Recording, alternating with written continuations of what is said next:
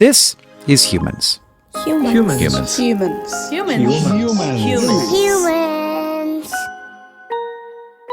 I'm Hank Green. Humans are strange in a very specific way. We are not the fastest or the strongest, but we are very, very good at figuring things out. Not every time, but remarkably consistently. So consistently that I think we can all agree this trait has led to a pretty weird set of outcomes, which include you listening to this podcast. Andy Weir writes stories about this ability, all the little moments when something stops being impossible and starts being solvable. Because it's never all at once, right? It's one thing after another, step by step by step. A person looks at a problem that should kill them or all of us and says, okay, what would have to be true for us to not die right now? Andy's books, Project Hail Mary, Artemis, The Martian, they're compelling because figuring out how to not die, not through brute force, but through a succession of little moments of insight and the application of our tools is a pretty big part of the human story. And something I find very interesting about Andy is that he didn't just write stories like this. He kind of lived that process as he built his career. For years, he was writing and publishing his work online, letting people point out what he got wrong, what they liked, what didn't work, fixing it, iterating and trying again the same way his characters do. Also, something I find very interesting that I've been thinking about a lot, his stories carry an assumption that reality has a structure, that problems are understandable, that the answers are out there, and that if we pay attention, if we test things out, if we are willing to be wrong, we can get close enough to the truth that we can actually do something with it. And in a time when it seems like a lot of the world's problems are pretty unsolvable, I think a lot of people are happy to hear that message. The world is big and messy, and it's contradictory and it's overwhelming, but problems are not unsolvable. They feel unsolvable when you first look at them. That's why they're still problems. If they felt solvable, they wouldn't be problems anymore. But getting to solve along with Mark Watney or Ryland Grace is a joy because it is very human, and it makes us feel the agency that we actually do have. So, I want to talk to Andy about that. I want to talk to him about science fiction, about optimism, about trying to understand reality. Andy Weir, welcome to Humans. First question, what is science fiction? For me, science fiction is not a genre, it's a setting. For me, saying science fiction is kind of like saying Chicago. You could have a love story in Chicago. You could have a drama in Chicago. You could have an action movie in Chicago. You could have whatever you want. Yeah. I love the big, silly debates that we get into as citizens of the world and the internet where we have to yell at each other about what science fiction really is. That's a good sort of solution to the problem, to be like, look, everybody, if it feels like sci-fi, it is sci-fi. I've been working on a little, can I hit you with a theory of science fiction? I'm sorry, no. Yeah, go ahead. It's going to be like this the whole time, everybody. Yeah. Sci-fi is not when the rules of the universe are the rules of our universe, really, but when we are asked as readers to believe that the rules of the universe in the book or in the piece of media are the rules of our universe. Interesting. I don't 100% agree with you because I think that definition is fairly broad. You know, a story like Twilight or, contemporary fantasy stories like that. Yeah, I guess you are being asked to believe that there are kind of vampires in this world, but I don't think you are. Like, I read Twilight, and I don't think that Stephanie Meyer wants me to believe that this world that I inhabit right now has vampires in it. That's true, but I don't think Gene Roddenberry specifically wanted you to believe that this world has Romulans, right? No, but like the rules of the Star Trek universe. The warp drive. I believe that the warp drive is something that could exist in my universe. I'm being asked to believe. Yeah. I guess that's as good a taxonomy as any. I can get behind it. I want to take a quick aside. There's a short of you talking about how you advised me on Project Hail Mary. Right. The thing that you corrected me on when you read a pre-release of PHM was the math related to a pendulum. It didn't quite work out. And then they sent it to me and said, oh, he says the math is wrong here. And I checked and I'm like, well, he's right. The math is wrong, but it's already off to the printers. Like, oh, was it? Yeah. And it was already in the hands of the printers. And I'm like, well, I assume it's like way too late. And my editor was like, well, it's a quick change. It doesn't change. It doesn't change the lines. It doesn't change the line. If you cause one word to line wrap, then you couldn't do it. Because they don't just deal with the pagination line wrap. They also have to deal with rivers. Do you know about rivers in books? No. If you open up a book to a random page, if they didn't go out of their way to prevent it, there is a chance that the words would line up such that the spaces would kind of line up and make a negative space image that catches your eye. Yeah, I've seen that. They avoid those? Yeah, they avoid those because they don't want you distracted. They have software to do it, but slightly nudge things around to keep those rivers from happening. And so just one line wrap would break the whole rest of the book. They'd have to reanalyze every page of the rest of the book for. But anyway, this was something that they could change. And so my editor was like, well, it's in the hands of the printing facility, but I'll find out if they've done the run yet. And they were like loading it. So this was quite literally a stop the presses. Because I remember reading the book and being like, it got fixed. Yeah, but I wanted you to know that it was the very last change ever made to it, because they're like loading the papers into the machine. And they're like, hold on, we're going to make this one little change in the file, just tick, tick, tick, tick, tick, tick, then do the print run. So you can also lay claim to being like the very last edit. I've always felt a little bit weird talking about that in public because, of course, I was reading the book not as a consultant or anything. I was reading it because I was going to interview for the release. And so I got an early copy. I've always felt a little bit like I shouldn't. But then it's very cool for me, in part because your work is about people solving real problems in the real world. And at least when it comes to the physics, you are working hard. Yeah, I am. To have that be a character in the story and to get it right. And like part of the fun of it is you getting it right and also people checking you. And you're in this weird dialogue with the world. And so when I noticed this, I was like, oh God, I got to save Andy. Well, I appreciate it. But there are other mistakes in the book. So, of course, I was already doomed. I invite this on myself. Like I go out there and say, hey, I made this as scientifically accurate as possible. And so I'm basically saying, yes, nerds, you may email me with inaccuracies and errors that I made. There's something very fun about that. Yeah. Now I want to ask you about some short story stuff. Okay. This is a very in the weeds Andy Weir question. So before you ever wrote a novel, you were writing short stories online. You were sharing them, small audience, growing audience, one person at a time. And a lot of your short stories are just setups for plot twists, which I love. They can be 5 minutes to read kind of thing, like almost a joke. I tend to go for shorts, yeah. So Anti-Hypoxia is a short story that feels extremely Andy Weir. It's a real delight. It's such like an economy of storytelling. The story is basically there is a scientist. He's developed this remarkable tool for helping people survive things that would normally kill them, basically by making it so that you never run out of oxygen in your body. And the twist, and I apologize for ruining this for everybody, but the twist at the end is that he is so fed up with the way that the structures of bureaucracy works that he just gets this new medical technique out into the world with a virus that he infects everyone with because he can't wait for the FDA because so many people will die if we go through the proper channels. And then accidentally it turns out that because he didn't test it, it has negative consequences elsewhere in the body, and he accidentally creates exactly the thing that zombies are. Yeah. So like people who have no brains and cannot think, but also die very slowly. Yeah. As I recall, he made a special version of hemoglobin that could hold way more oxygen. So your body had something like hours and hours or days of reserve oxygen, so that even if your heart stops working, as long as they can get you to a hospital and fix whatever's wrong with you within a day or two, then you'll be fine. Your brain won't be damaged in a day. And he tested it on rats. He tested it on everything, but he'd never tested it on humans. And it turns out that it basically ruins higher brain function in humans. And because he tested it on animals. And so basically it reduces humans to being like mindless animals. But then the only way to kill them is to shoot them in the head, basically. And he himself is immune to the virus because he spent so much time working with the virus. His body was already... Right, yes. And so now he's just walking around with a bunch of shotguns in a zombie apocalypse wasteland. I had fun with that one, I remember, because he's this unbelievably arrogant asshole.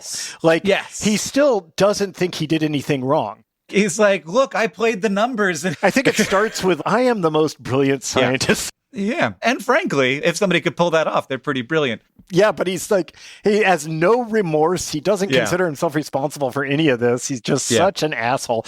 That's one of the fun things about writing shorts. You could never write that as a book with that main character because the reader will despise the you'd have to have a bunch of like good guys who were the actual protagonists. That guy would be the villain. Yeah, yeah. It's weird. It's a fun thing. In shorts, you can actively hate the main character. Yeah, because you're going to get through it. Yeah.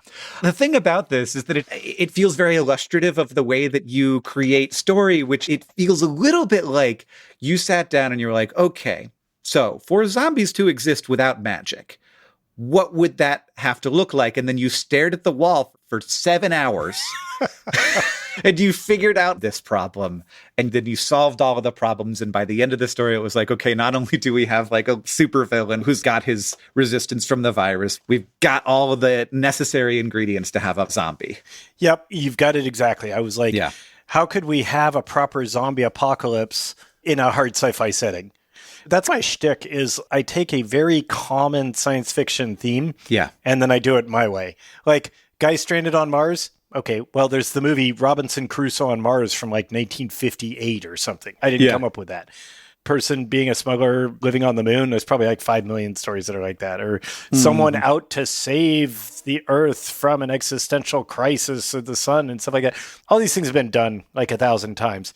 I just like to do them with my own spin. So I was like, how do I make zombies happen? I've always had huge problems with zombie stories because they are asking me to believe impossible things. I can accept the biology. I can accept that MacGuffin of just, okay, whatever it is, there's this contagious thing that turns people into zombies and their bodies end up being indestructible until you hit them in the head, whatever. Yeah. But the United States Army is pretty good at what they do. Got some pretty remarkable tools for just obliterating people. Yeah. If you take on Team A is a bunch of shambling, mindless creatures.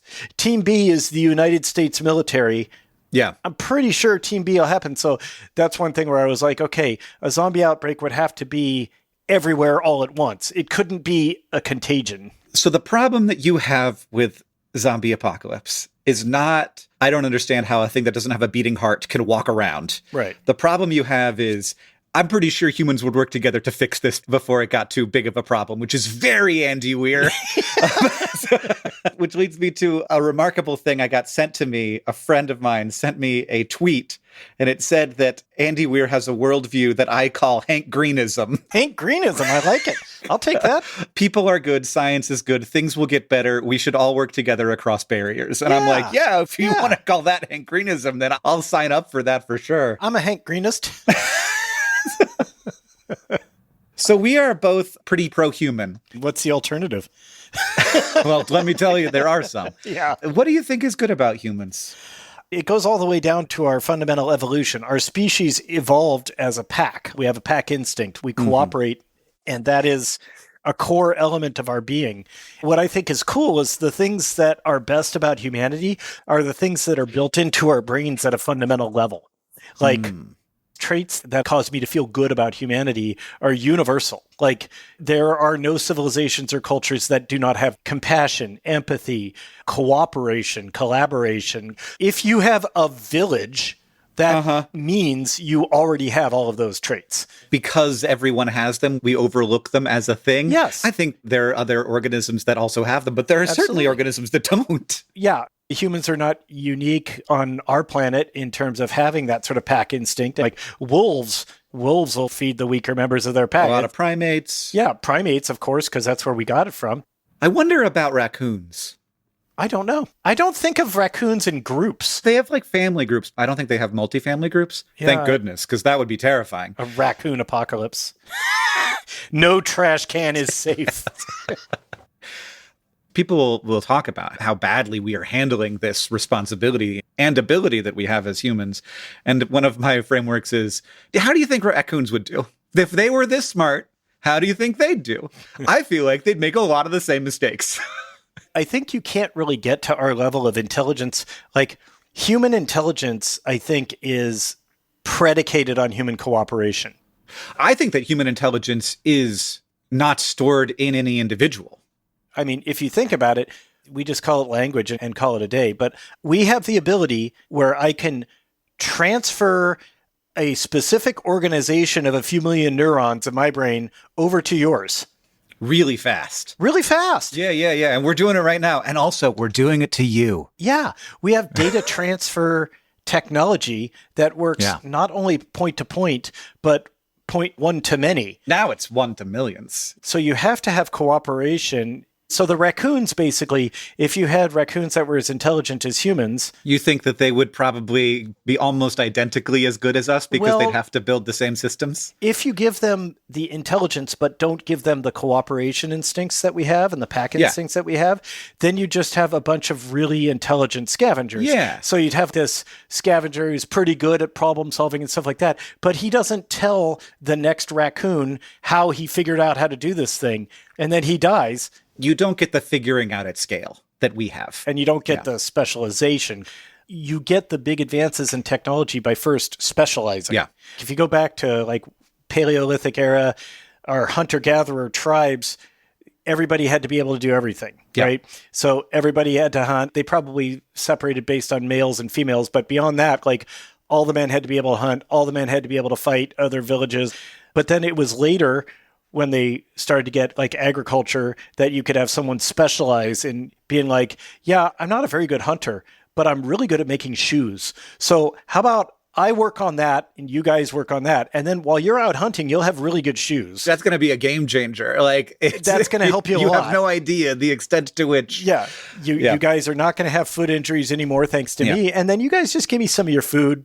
Have you played the game Civilization? I have. It's like a turn-based game where you like move through the process of a civilization. And one of the conceits of the game is that in the beginning of the game, every turn is like 50 years. And by the end of the game, when you're in the modern time, every turn is a year. And like you're slowly decreasing the number of years per turn because more is happening as civilization progresses. But I've heard historians take issue with this, that actually kind of at every point in our history, a lot has been happening. Yeah. We're just like not particularly good at remembering it. And also, if you go super far back, it doesn't do a great job of preserving in the fossil record. We think that, we had this very long period of time where like stabby stone points were all the same. And so like humanity must not have been progressing that much. But a lot of stuff may have been happening in textiles. It turns out that a huge amount of the technology of people was turning fibers into useful things. And also wood. Yeah, all wood like all stuff. the wood from 50,000 years ago is rotted away and gone. So they would have had primarily like wood structures. They say like all we found were these little stone tools. It's like, everybody was living in caves. And it's like, no, the caves are the things that stuck around. Yeah.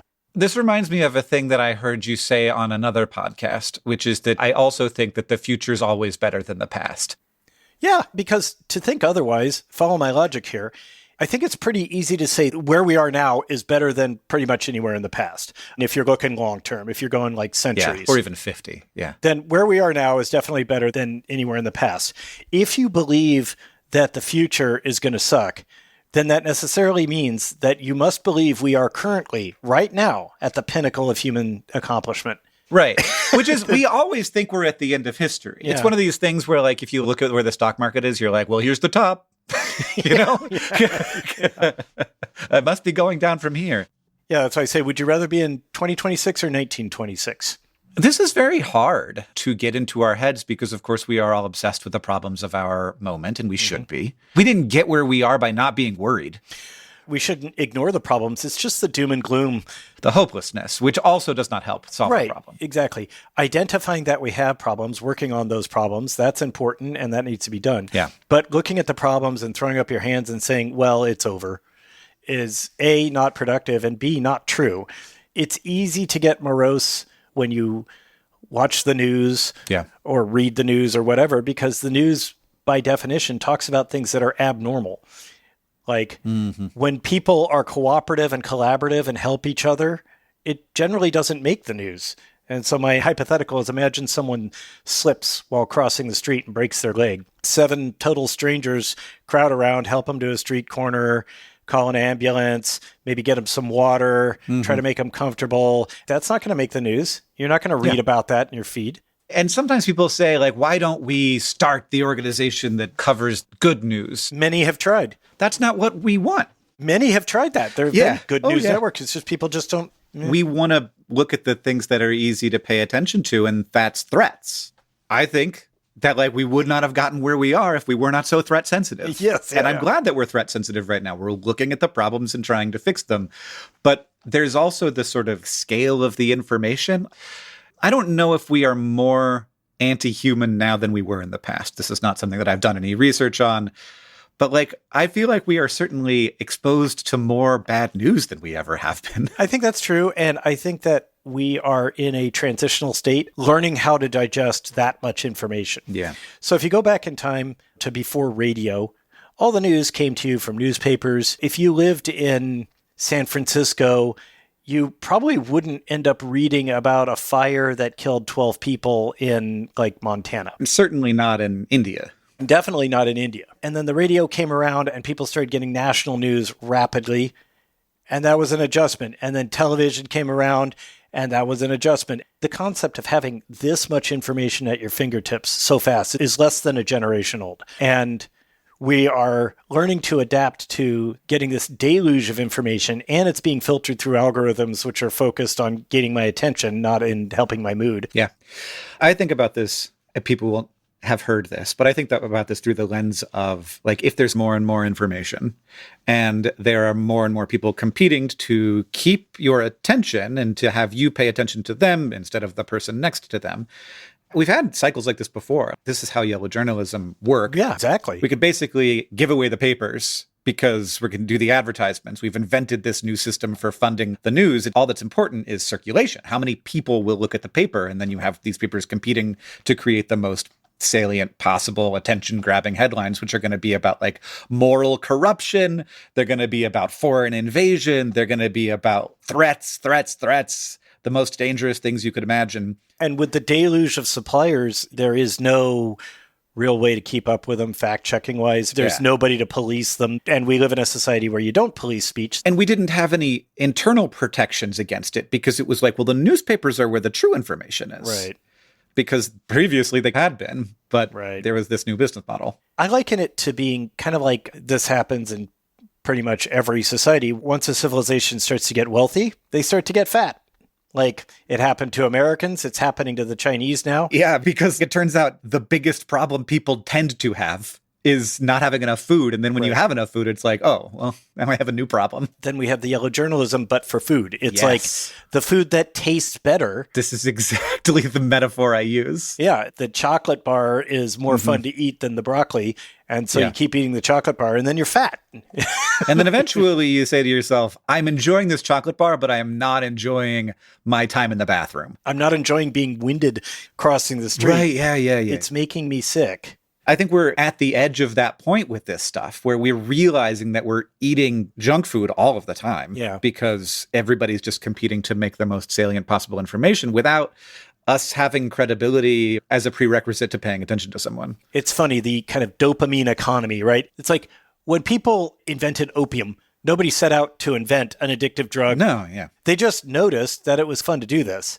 And then they just kept distilling down the experience until here we go to the maximum amount, ultimately, of dopamine that you get for the minimum amount of effort. And then we're going to sell that.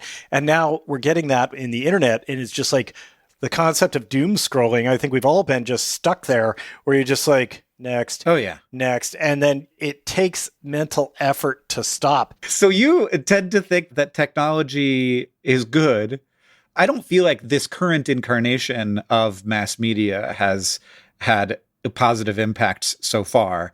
I do feel like in the long term, this is my frame, that we will, just like how when like the printing press first happened, it was very disruptive to society. A lot of people were like, we shouldn't have done this. We got to control this. But now nobody looks at books and are like, books are scary and bad. We shouldn't have done books. People are now pro book. Mm-hmm. I think that someday that's how we'll feel, where it will just be like, we'll look back and say, oh, wow, that was a really disruptive time when the internet first happened, but nobody's anti-internet. Nobody thinks that it was like a bad thing to have happen. It's just like there were people who were upset about radio. But like radio did a lot of harm. Yeah. And that's the thing. It's just when a new technology reaches the masses, it takes the masses a little while to adapt to it. Do you think that's just what we have to do? Yeah. It's on the individual. It'll take a generation or two. You know, I have a 4-year-old son. By the time he's grown up, he will just have, I think, an instinctive ability to sort the wheat from the chaff on the information that's coming at him. Yeah, systems will build around people's norms. Well, yes. So we live in a society of free speech. So it'll be incumbent on the individual to police their own input. Yeah, it would be easier if there were like alternatives that I felt good about. But I just don't feel like a lot of them exist yet. But I think that people need to want it first, because right now what I see is people mostly don't like want their decisions taken away from them and to have their algorithm defined specifically for them. To want is a strange thing. There's this extraordinarily dystopian term in Silicon Valley called revealed preference. Okay. So, for example, people will say that they want their feed to be a chronological feed of the people they follow. Right, but it's not true. But then when you give them a chronological feed of the people they follow, or an algorithmic feed of a bunch of like the most salient tweets, they will go for the algorithmic feed of the most salient tweets. And that's their revealed preference. And I'm like, that's not what that is. That's not the same thing as a preference. I don't know. What I want and what I want to want are different things. Yeah, I was aware of that concept. I didn't know that name. Every human being, there is a disconnect between what you really want and what you think you want. And that's just normal. I don't think it's dystopian to have the difference. I think it's dystopian for them to label it as my revealed preference when I should be the one who decides what my revealed preference is. You cannot reveal my preference. Well, I don't know. I think that is fair to say. You can say you're going to go to the gym every day, but if your revealed preference is that you go to the gym like 3 times after you get your membership and never again, that's a revelation. So how about there's basically 2 YouTubes, right? There's long form YouTube and then there's shorts, which is like the TikTok version of YouTube. There's a button where you can click and say, don't show me these shorts on my homepage. I know I'll watch them, but I don't want to see them because I'd rather not. I'd rather watch longs. I like the long form experience. I get more out of it. I know that I'm happier after a session of watching those than watching shorts. I'm aware of this. But if you show them to me, something's going to catch my eye and I'm going to start watching them. So stop showing them to me. Yep. And then YouTube will stop showing them to you for a while, and then they'll start again, and then you watch them, and they're like, well, I guess the revealed preference is that he wanted to watch them. But I don't. I still don't want to watch them, but they will still show them to me because they know that it will increase the amount of time I spend on the site. Yeah, I guess it's kind of like saying, like, I don't want to see a bunch of bloody, dismembered human bodies. Yeah. I don't want to see car crashes, but like... If I'm driving by and there's a bunch of bloody, dismembered human bodies due to a bus crash or something, I'm going to look at it. But that doesn't mean that's an experience that I want. Yeah. Yeah. I see what you're saying. You say that by the time your 4-year-old is headed out into the world to be a human, maybe we'll have figured out this current media revolution. But we've also got another one right on the shoulder of this one, which is artificial intelligence, generative AI, large language models, chatbots. All of these things are happening. You know, I've been thinking about this a lot. I've been trying to figure out how I feel about this. I have a theory that people in science fiction aren't writing about this yet because we don't know what it's going to be. It's very hard to write about AI now suddenly. Like, it was a lot easier in 2017 than it is now, because now we're like, okay, everything I write a year from, because it takes a while for a book to come out, takes a while to finish a book. By the time it comes out, I'm worried it's going to look really wrong. Yeah. So the reason I'm not writing about AI right now is because I'm actually worried about the opposite. I think that the market is going to be very quickly saturated with books about AI. I think that lots of people are spinning up their own AI books right now, and I don't want to be one of 74 AI-centered stories. And I also don't like chasing the current thing. I like to come up with my own stuff. But in terms of AI, if you're talking about how to feel about AI, well, I'm going to have to apply my obnoxious optimism to it. That's not the story most people are hearing. Yeah, which is that AI is a tool. It isn't good or bad for society. All that matters is what people do with it. If you give me a hammer, I can build a house or I can murder someone. Yeah. There's nothing inherently good or bad about a hammer. Yeah. It has to do with what you do with it. Now, here's where we get to my Pollyanna attitude is, remember, I believe that most human beings are inherently good by most societal definitions of good, meaning we want to cooperate, we want to collaborate, we want to help each other. If I see an opportunity to help millions of people, I'm absolutely going to do it. A worry I have is that it's pretty complex to use a hammer to build a house, but it's really easy to use a hammer to hit somebody in the head. And I think that it will take a while for us to figure out the constructive uses for it, but it'll take us less time to figure out the destructive uses for it. So it's simply that this tool is just a tool, but we won't know the good and bad parts for a while. And so it's just going to be hard, just like this media transition has been difficult. Maybe, but hammers have been around for a long time. I don't know exactly when the transition happened for people to invent hammers, but at some point in the Paleolithic era, someone attached a rock to a stick and said, I could drive stakes into the ground with this to help make a hut. Yeah. And I can also bash that guy's head in. But mostly they build huts. Well, Hannah Fry said AI can do some superhuman things, but so can a forklift. Yeah. Okay. I, of course, have no ability to feel confident in anything I say about AI. But I do keep running up against the reality that there are some really huge limitations right now that this could free up. It turns out there was a massive worldwide shortage of software. There just is not enough software in the world. We need more of it. If that's much easier to make, that's going to be actually a very good thing for society. And also, there's a lot that it can't do. Like if you make software with AI, you're perfectly aware that there are things, especially when it comes to like actually identifying what problems need to be solved and figuring out the most effective, pleasant ways for them to be solved. It's actually quite human and feels almost separate from the kind of intelligence that the AIs have. So far. For sure. Yeah, of course. Whatever it is that we are doing can be analyzed and done better, I think, eventually by AI. And that's might be a sad fact, but it's kind of like saying, whatever it is you're doing with your physical body, we could make a machine to do that better. Like code is very easy because it's checkable. You can see whether the code actually compiles. Right. There's a bunch of tools that we have. Even easier things like chess and Go, which is just like a very small set of physical laws that you have to follow. Yeah. And then there's very hard things like the sort of analog way a human body works in terms of like medicine. That turns out to be really messy. What I'm most excited about with AI is how they're using it for protein folding. Which is very cool. It's not just cool, it's revolutionary. I think within a generation, call it 20 years or so, we're going to have AI basically solving medical problems that we deemed impossible to solve. So not only can you give it an RNA sequence and it'll figure out the shape it makes, which is a huge hurdle that now AIs are able to do that. I've already got it where they say, I want this shape, give me the protein sequence, they'll do it. And so they're doing it backwards, which would be amazing because then later on they say, okay, bad news, Hank, you got cancer. Yeah. Good news, we have devised a protein that will attack your cancer cells, but not your healthy ones. And it's just yours. It's specifically for you, but that's okay. I know too much about how cancer treatment works now. There's all this like stuff that's really hard about it that gets easier if you can be more precise. Yeah. There are things that are different about cancer cells. You know, they are evolving to serve their own needs rather than the needs of the body. And that actually changes the way that they look. And sometimes the immune system can identify those differences and attack the cancer cells, and then you won't have cancer anymore. And that's dope.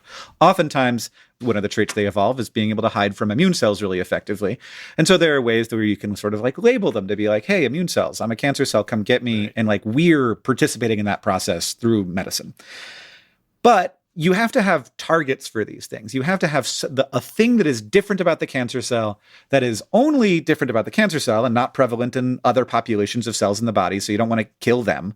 You want to just kill the cancer cell. So it has to be unique to the cancer cell. It has to be throughout the entire cancer cell population. So not just like, well, this tumor has a lot of that marker, but these tumors over here don't because the cancer is evolving off in different directions.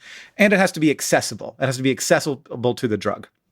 If it's like tucked away and hidden inside of the cancer cell, then like it's hard to get it in there. If it's in a part of the body that's hard to get drugs to, like the brain, then that's another problem. And so you have all these constraints. But if you have more tools, and I was just talking to a cancer biologist about this week, suddenly you can find a way to maybe tuck inside of this protein in a way that changes the function of the protein, and suddenly the cancer cell isn't really cancer anymore. Like you just keep dosing people with this medicine and the cancer cell can't grow on its own. And it's so messed up that they're like bad at other parts of life. It's extraordinarily promising. And being able to not just see the way a protein folds, but the way another molecule would interact with that and how that would change the fold of the protein all at once. And I just did this is an all audio podcast, but the hand gestures I just used were so good. They were magnificent. I was seeing the proteins. Your right hand was always the cancer cell and your left hand was always the treatment coming in. It's really good. Thanks. But anyway, I think that you are right that this will be a big part of biomedicine. I also think that the biggest and most disruptive things are never weapons. They're never medicines. They're always communications. And so I do worry about how we're going to use these things. My own industry is the entertainment industry. I think the entire concept of collective entertainment is going to go away.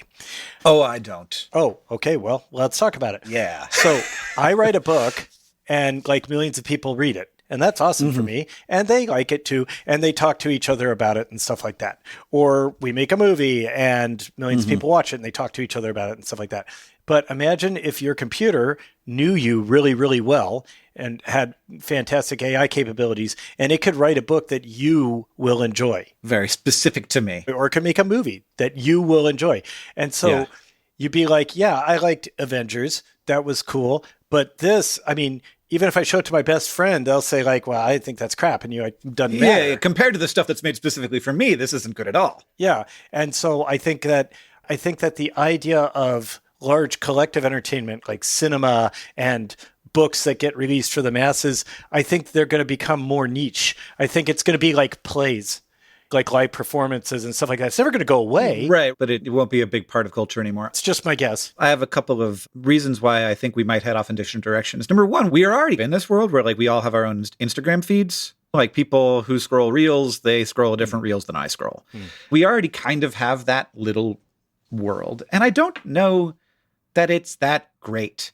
And we may be rebelling it a little bit. Like everybody went to see Project Hail Mary. Not everybody, but a lot of people were like, let's go to the theater and enjoy this together and have a thing that we can appreciate together that's not like a tiny fragment of culture, but actually a well-constructed, well thought out, a bunch of human decisions went into making something that was really exceptional that we could all enjoy together. And then there's the part where I care about all of the choices that went in. I care that it turned out to be that version of Project Hail Mary rather than the million billion other versions of Project Hail Mary that it could have been. I care that they chose to do that weird LED practical effects shot when he was out on the exterior of the ship. I care that Rocky is a puppet and not entirely CG. Like, I care about all of that stuff. I care that, like, the puppeteer didn't even know that his voice was going to be the one that ended up being in the movie because everybody liked him so much that they were like, I can't imagine it any other way. I care about all of that, and it makes me appreciate the movie so much more than if it were just one non-human making this thing specifically for me. And I also care that I get to care about that with other people. Well, that's cool. I do think you're more of a, I don't know, kind of like a wine snob when it comes to that. A deep appreciator. No shade intended, but I don't know why, but I really like chess sets. And I'm awful at chess, by the way. I'm terrible. But I really like chess sets. I just like the workmanship. There's 32 individual pieces plus the board plus some form of storage. I don't collect them or anything, but I just like looking at them. So kind of like how you're talking about, like for me, I get interested in all the little details of a chess set. Yeah. But most people are perfectly content to buy a $3 plastic mold injected chess set because they just want to play chess. Yeah. Right. And in the same way, most people are kind of fine with their Instagram feed as like the nightly entertainment. Yeah. I think that you're right. I think that the cinema is finding that this is the case. But I think that we do like a story that's bigger than the story. And part of that story is that Andy Weir did this thing. Mm-hmm. Now, at the same time, I think that there are some things that are dysfunctional. And in some ways, a story can be dysfunctional. Like, just distract me. Just tell me a nice little thing. And in that way, I think that if a story kind of fits into that like world of churned out mass media, a little bit content farmy already. Like we're all aware that like this guy who writes 10 books a year doesn't actually write 10 books a year. He sort of like plots out 6 books a year and he has another guy who consults with him who plots out the other 4 and then somebody else writes them. We get that. And so like maybe in that world, there's a market for this new kind of media. But I think that we'll also still want a book where we're like, boy, I'm glad Andy Weir wrote this one. Well, thanks. An interesting thing that you said during all of that was that the industry that I am in, the entertainment industry, that's really cool because I think of you as being in the publishing industry. I think the entertainment industry is a superset. I consider the entertainment industry to be like a pretty broad umbrella that covers anything that's entertainment. But there's like a thing about your work that feels a little bit aware. It feels like you're trying to make stuff that's going to be popular. Yeah. You want to tell a story that's going to... I don't know if this is the case with Project Hail Mary, but it felt to me like, okay, I saw the way that The Martian was turned into a movie. Now I get to imagine, as I'm writing this, the way that this might be turned into a movie, and that it may have benefited from that. Well, I try not to do that because my job is to write books. It's somebody else's problem to adapt it into a film. The reason PHM works so well as a movie is because Drew Goddard did a really good job adapting it. Well, it's because of a million things, but part of it is because adapting it. Bear in mind, like, the whole book is first person, present tense. I can just tell, don't show whenever I want. You're inside Grace's head the whole time. That's very difficult to adapt into screen. And it's just Drew is really, really good at that. I like to use the tools at my disposal. I love first person narration. It makes things so much easier. But yeah, and this is what I advise other writers too, is like, if you want to make a movie, write a screenplay. Yeah, you can make a movie. No one's stopping you. Right. If you want to write a book, there's so many tools at your disposal when writing narrative fiction that you don't have the convenience of when you're making a movie. You've written books, you understand. You have so much more space to tell your story. And in a movie, it's just claustrophobic. Yeah, you can't be inside of somebody's head in a movie. You can only see it from an angle. You can only see it from outside. Yeah. People have tried voiceover narrations and stuff like that. It's unsatisfying to watch. Yeah. So I think that Drew Goddard said that only 5% of a book makes it into a movie. that's probably about accurate. His approach is that he just says, like, what is the core of this story? What are the most important elements? And he said, like, well, in PHM, it's the relationship between Grace and Rocky. We'll work outward from there and then prioritize this over that. And I want to talk a little bit more about sci-fi and where we're at in sci-fi right now. I've heard you talk about how there isn't enough hope in sci-fi these days, or pro-human sentiment. And I agree with this. But then I did a very rough analysis of Hugo nominees, like every Hugo nominee throughout every decade. This is like the big sci-fi fantasy award for novels. And it seems from my rough analysis that right now is actually pretty pro-human. So you've got like John Scalzi doing it. You've got you've got Becky Chambers. There's Mary Robinette Kowal's stuff, Raika Aoki's. There's a lot. And so this is a limited data set, of course. This is like the ones that are being nominated by the people who vote for Hugos. But I was surprised to find that the nominees, like right now, and there's a lot of like cozy sci-fi that isn't the same as like expansionist, like humans are amazing, but it is like pro-human in that like we are, you know, it's just like people being people, helping each other, doing stuff like way more than the cyberpunk era, but even more than like the 1950s. I feel like the books that are being nominated now are pretty pro-human. So I think there's like a demand for this stuff. And I think that like you're tapping into something that people want. And I don't know if this is like a post-COVID sensibility where it's just, good Lord, we need to believe in ourselves or what. But do you think I'm wrong? Should I look at the data a different way? Because I feel it in my heart that there's so much dystopian stuff. But then when I looked, I don't know. I didn't do any sort of actual analysis, right? I can tell you that it is my emotional feel that there's not a lot of humanity is cool sci-fi out there. So my least favorite genre is dystopia. yeah. That is my least favorite genre. That's like the assumption that the default state of humanity is chaos and subjugation and stuff like that. And that's just not what our history has shown. I mean, humans strive for stability. We always try to find a way to make today be a lot like yesterday. This idea that humanity's default state is chaos and victimization, and we have to work hard to have a civilization. I disagree with that fundamental assumption. I think that we have to work hard for it. I think that it comes out of worry and work. I mean, we do work hard for it, but I think we are inclined to work hard for it. I agree with that. Most people are like, okay, yeah, it's going to be hard work to build a fence around our little town here, but if we don't, the bears will get in. What does seem true is that in young adult sci-fi, Yeah.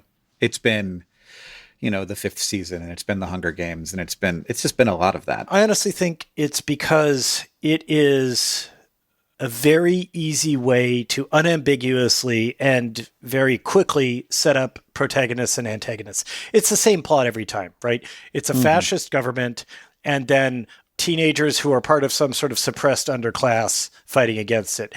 And that takes like half a page to set up. Right? Yeah. You don't have to do a lot of exposition. Yeah, and it also feels good to a teenager to be like, oh, so you're telling me the adults are bad? Yeah. The teenagers are the heroes? That makes sense. And it taps into our collective shared historical knowledge of like Nazi Germany. Certainly there have been fascists. Yeah. And we all know like it is in pseudo recent history of like fascism in the real world of full on Nazis, right? That was less than 100 years ago. And so it's already understood that's bad. You don't need to convince the reader that the bad guys are bad. You don't need to convince the reader that the good guys are good. It's kind of a shortcut. I get it. It's like why there was a profluence of zombie stuff for a while, because that's another really convenient shortcut, because it gives you a post-apocalyptic story with built-in enemies and danger. Yeah. And the one explains the other. Like there was a zombie apocalypse. So there's zombies. So there's zombies, right? And it's the apocalypse. Yeah, and that's the apocalypse. That's actually very elegant because you get to have that excitement of a post-apocalyptic world, and you get to have kind of non-living threats. Right, you don't have to feel bad. You don't have to feel bad about killing them, but if they get to you, you'll die. It's a very well put together setting. It's just so many people have used it. It seems trite now. It can seem a little bit like if you don't like dystopias, then I guess you like utopias. But that's not the thing here. Actually, yeah, because I want an interesting story. I don't want a story about a guy whose all of his needs are met and he has a great day. I would love to live that life, but I don't want to read about it. So for me, the opposite of dystopia is not utopia. In fiction, the opposite of dystopia is post-apocalypse. Okay, yeah. Dystopia is always like a fascist government or people completely in control of everything and some people rebelling against that control. Whereas post-apocalypse is anarchy. No one's in control. Everybody's fighting for survival. The society has collapsed and now we do that thing. I love me some post-apocalypse stuff. And post-apocalypse can be like pro-human even. It's a setting rather than, it could be a post-apocalyptic romance. Maybe isn't often, but could be. There was a post-apocalyptic romance. There was that zombie one where a zombie falls in love with a human. It's kind of Romeo and Juliet. I think his name is R. Yeah, you can have post-apocalyptic romance or post-apocalyptic comedy. There have been plenty of those. Oh, for sure. So I didn't do like an analysis of whether books were dystopian or utopian. I focused on whether humans were good. I do find myself having a harder and harder time with stories in which, part of this is that the protagonists oftentimes aren't very likable. Right. There's just some like thing about people that is broken. Now there are times when I've heard this story told where we're not really to blame. It is part of our evolutionary biology. Octavia Butler does this in Xenogenesis, where the story is really that like you can't have this level of intelligence with this level of hierarchy without like bad outcomes. And so like other species have done it other ways. You have intelligence without that same hierarchical system or other social structures. But we are innately both very intelligent and hierarchical. And that's part of how our cooperation works. So that's incompatible long term. I don't know that's the case, but I don't mind that as a frame because there's a subtlety to it, a complexity to it that isn't just humans are bad. It is like we have an element of our nature that is difficult to overcome. At the same time, like I do see us overcome it. We spend our whole lives learning how to overcome our instincts. As men, we have to learn not to punch people when we're mad.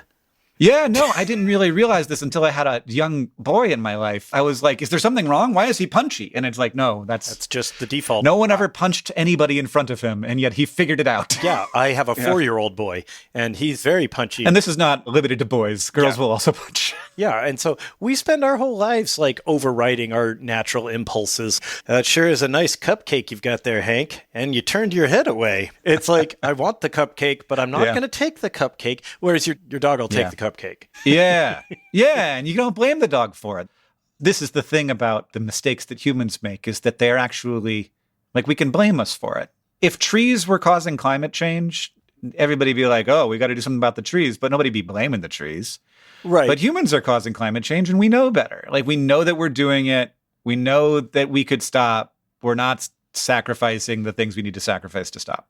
Right. I get that is a different moral case, but I also think that it's better to have a species that can be aware that it is causing a problem than a species that just causes a mass extinction by virtue of existing. And then there's nothing you could do about it because no one's there to have a thought. Mm-hmm. So at least we get to have a thought about it and have a chance at fixing it. Yeah, or ameliorating it. Yeah, fixing is fast. Yeah, fixing is tall order at this point, but things like, okay, we're melting the ice caps. Let's start making some polar bear preserves. Reserves. Not preserves. Polar bear preserves would be a type of jelly that would not taste good. Polar bear reserves might be better. I think both might work. I'm not 100% sure. Two authors in a room trying to figure out the multiple definition of preserve. Yes. But let's say reserve.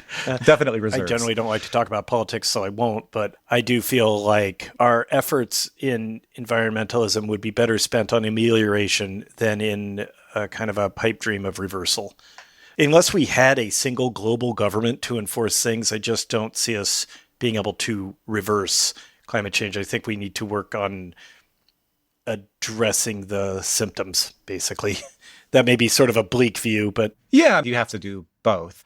A nice thing about the way that the world works is that if one country, invests a tremendous amount in subsidizing the sort of technology of solar power, then every country benefits from that. But maybe the country that subsidized it benefits the most. And so there actually is like a reason why it is good to take action. The reality to me feels like reversing, but like we're going to burn less. We're going to be releasing less carbon dioxide into the atmosphere in the future than we are right now. Will we get to net zero in my lifetime? I don't think so. No, I'm going to challenge that. Yeah? Because I think we're always working on new energy technologies. Once it becomes cheaper and more effective to use clean energy, then that'll be a tipping point and it will very rapidly take over. It could be pretty fast. I think that there will be parts of it that are slow. And of course, carbon emissions isn't just energy. Unfortunately, it's also steel production and concrete. And there's all of these things that are a little bit harder to crack. But most of it is energy. Most of it is energy, electricity plus transport. But then a lot of it is also like land use. A lot of it is we have to figure out how to have the carbon stay in the soil. But I'm saying if you got rid of energy and transportation. And that's pretty doable. Yeah. In your lifespan, that's doable. Yeah. Yeah. I think so. I'm glad you think so. I believe that you believe it. Here's what I think. My big frame for hard problems is that 250 years ago, when America was founded, we didn't know why we had to breathe. We didn't know what the air was. We didn't even realize it was stuff. There were a couple of people who had figured out that it was stuff. But we knew that if we held our breath for a minute or two, we would die. And we didn't know why. And we also knew that breathing water would very quickly put an end to Can't do that. That doesn't work. Can't do that. Does not work. We knew that in certain situations, people would be in coal mines and then they would just stop working. And we had no idea why that would happen. And now we can create a molecule that binds to a protein in a cancer cell that changes the shape of the protein so that the cancer cell no longer functions well as a cell and will die. That's like a wild level of different levels of power and knowledge. It has been 250 years.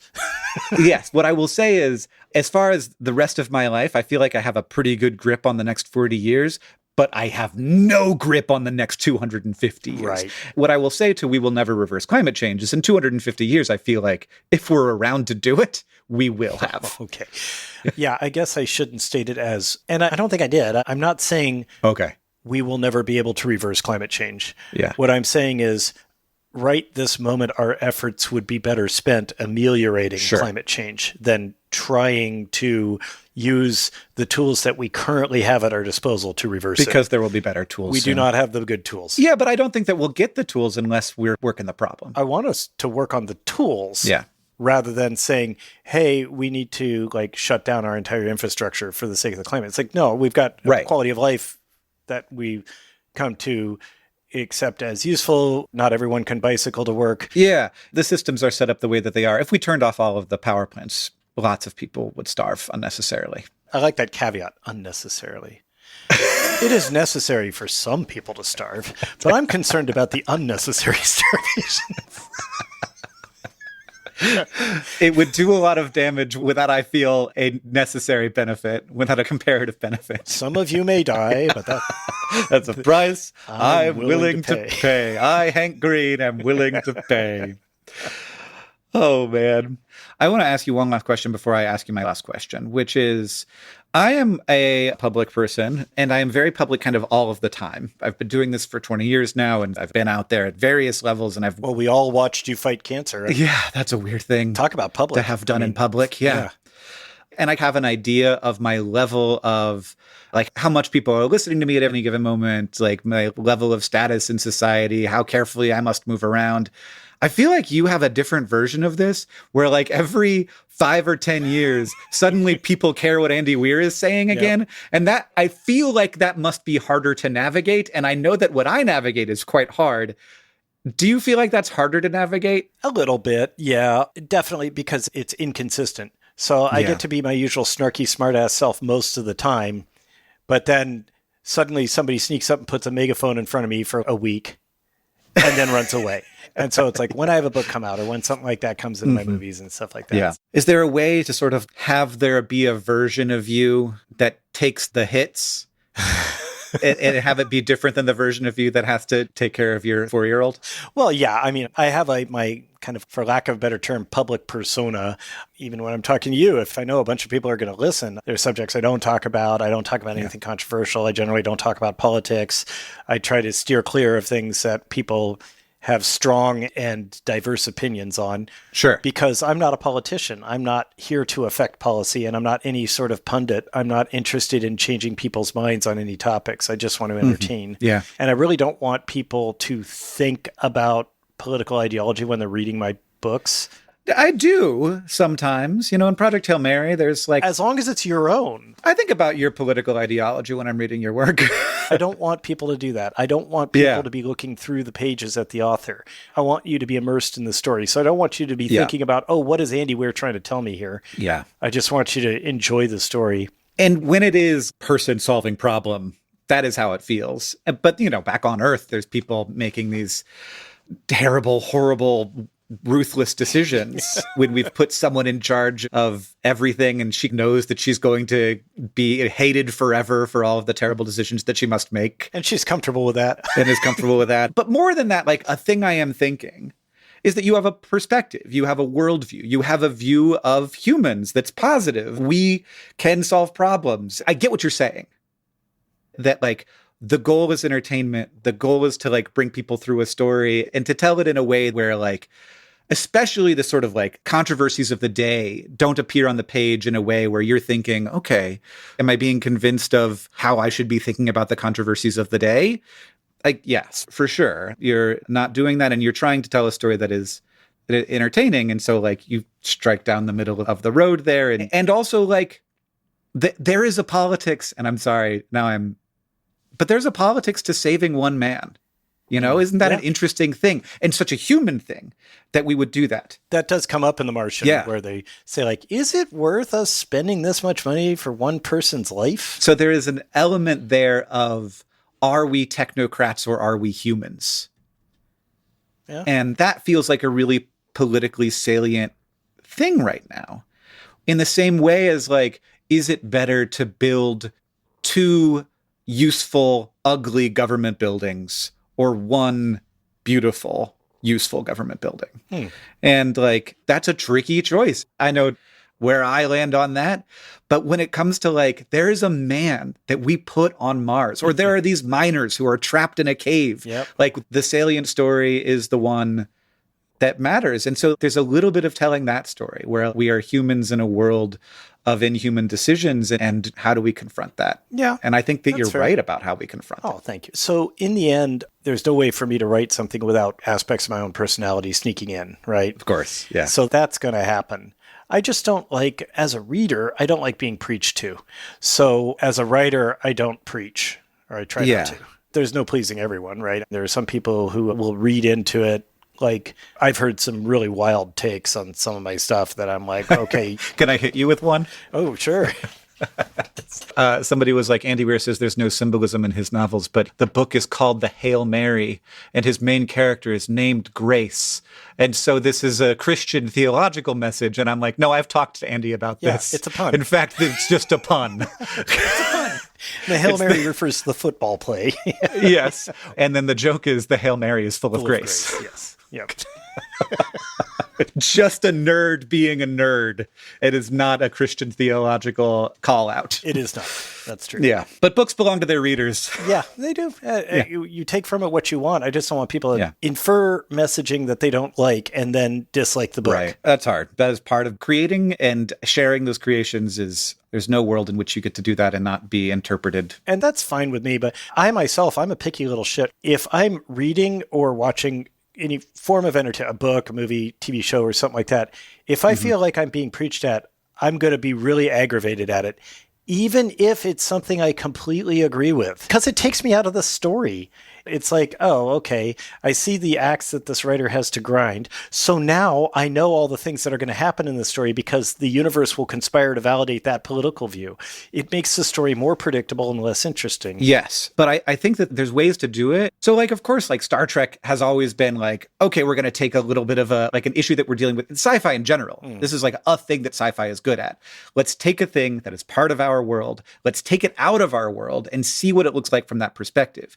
And I like that, but I understand what you're saying here, which is that if the resolution, the satisfaction is driven by the perspective of the writers, then like, I don't know, are we just creating a just so story to say, I'm right. See, I told you I was right. Yeah. I took it out of the context and it turns out that I was right. But you're like, you didn't really take it out of the context. Yeah. But I think you can do it well too. Like you can do it in such a way where you can ask questions that wouldn't be comfortable to ask if it were our world. Yeah. And Star Trek does this very well, where you have these stories where you can say, what if another species acted like this? How would we feel about that? And you can do it in a way that doesn't feel as, and I think preachy is a pretty good word for it. Yeah, I don't know. It just drives me away. And like I said, even if it completely validates my viewpoint. Yeah. You know, it's like nowadays, if I am watching or reading anything and there is any corporation of any kind mentioned in the story, I'm like, well, that's going to be the bad guy. I can tell you the rest of this story. That's going to be the bad guy. I want to write a book where it turns out the corporation's a good guy and the plucky heroes are just completely wrong. And the corporation has been saving the world this whole time. Yeah, everybody's going to love that one. It's going to be really resonant with people's lived experience. Yeah, that'd be great. It's like the corporation is founded by people who just like really care. We can do this in a way that I think is really resonant, that people quite enjoy with people, where it turns out that people are good. And I think that can be a bit of a surprise and also really hopeful. And I think that is a lot of what your work does, where it's like, oh, you're telling me that the opposite of don't look up is possible? Where like we all looked up and it was like kind of a long shot, but we figured it out. And along the way, we discovered the power of friendship. Yeah. I have never liked satire. That's my least favorite. I think that there's great satire, but there's something that's very like hard to put your finger on. You push down and it moves, but there's something to this. But I also think that we have to be careful not to carve out the times when it's good, when people are doing like really intelligent analysis from a perspective and it gets you out of it so that you can ask a question that otherwise we couldn't ask.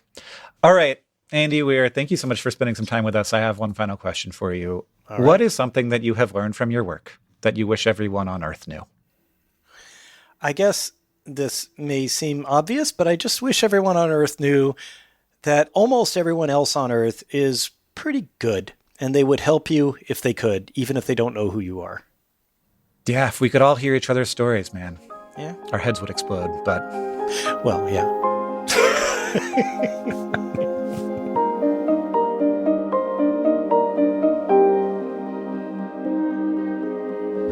Thanks to all the humans who helped make this episode. Morgan Levy is the show's supervising producer, and Greg Rippin is our engineer. Peyton Mitchell manages our social media, Andrew Huang composed the music, and James Barnard designed the artwork. You can, and should, follow us wherever you listen to podcasts.